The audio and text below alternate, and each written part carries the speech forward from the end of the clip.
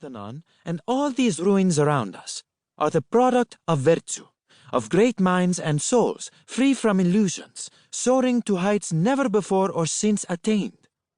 Her voice full of passion, she goes on. They make your spirit soar. They inspire you to imagine new possibilities of what it is to be a human. Then she says, when I say that I'm not sure there's such a thing as virtue anymore, I mean that if we're no longer creating the products of virtue, then it seems to me that virtue itself can no longer exist. We can't boast anymore that we're creating great works of art and architecture. We can't boast anymore of having a democracy that's the envy of the world. We can't boast of having great playwrights and great public intellectuals like Socrates and his peers Aeschylus and Sophocles, who didn't just create products of virtue, but were products of virtue. We haven't had any of these products of virtue for centuries. So how can we have virtue itself? A man named Georgios, who'd strolled by as we were getting underway and was intrigued enough to join in, now says, this agora was just excavated and rediscovered several decades ago. Soon after Socrates' death, it was abandoned, and the public life was abandoned along with it. Without a public life, where everyone feels like they're reaching toward greater heights than they can reach alone, there can't be virtue. He falls silent, his long beard blowing one way and then the next, at the whim of the ever-changing direction of the wind blowing in from the Aegean Sea. Then he says, this is the place where Socrates asked, what is justice? Δικαιοσύνη. What is virtue? Arete. What is moderation? Sophrosini. What is courage? Andrea. What is good? Agathos. What is piety? Eusebia. He didn't just want to gain a better understanding of the nature of virtue and its qualities by asking these questions. He wanted to apply his discoveries so he and others could realize their nobler potentials. Who does this anymore?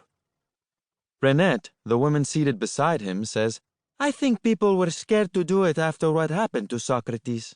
They convicted him on trumped-up charges of being a heretic and traitor, as a message to all the others who inquired with him that they'd better quit their critiques of the corrupt rulers. She points to a nearby field where wildflowers are growing.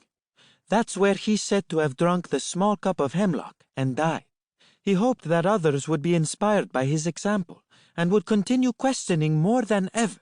But when he died, virtue died too.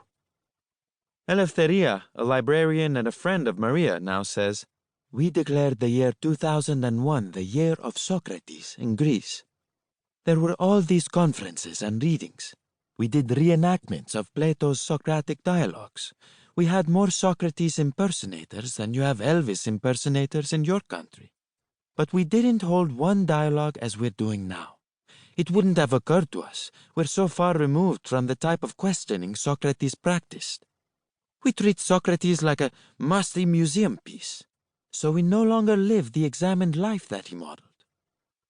So, I say, aiming to steer her heartfelt response so it connects with the question we're examining, virtue is?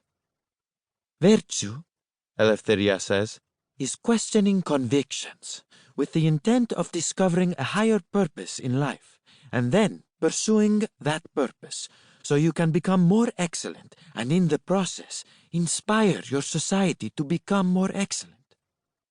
What do you mean by higher purpose? I ask.